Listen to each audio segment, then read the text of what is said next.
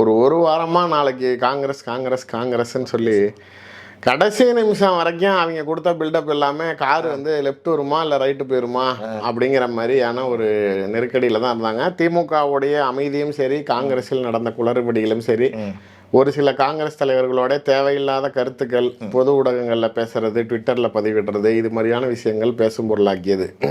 உண்மையிலே இது உள்ளார என்ன நடக்குது அப்படின்னா, ராகுல் காந்தியோடைய முழு மனதும் பனையூரில் தான் இருக்குது.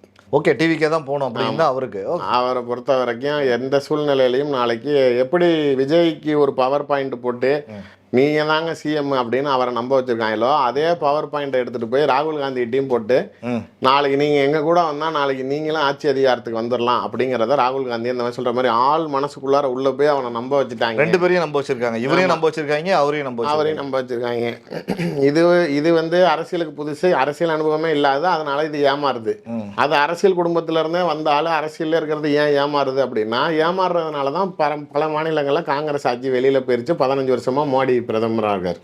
ஏன்னா அதுக்கு அந்த கிளாரிட்டியே இல்லை, மண்டையெல்லாம் மசாலா இல்லை ராகுலுக்கு. ஆமாம், இருந்திருந்தா நாளைக்கு ஏன் இப்படி இருக்கிற போகிறாங்க. இப்போ இந்த வளர்ந்து கட்டவங்க தாவே காலர்னு போய் இதே வேலையை அங்கே பார்த்துருக்குறாங்க.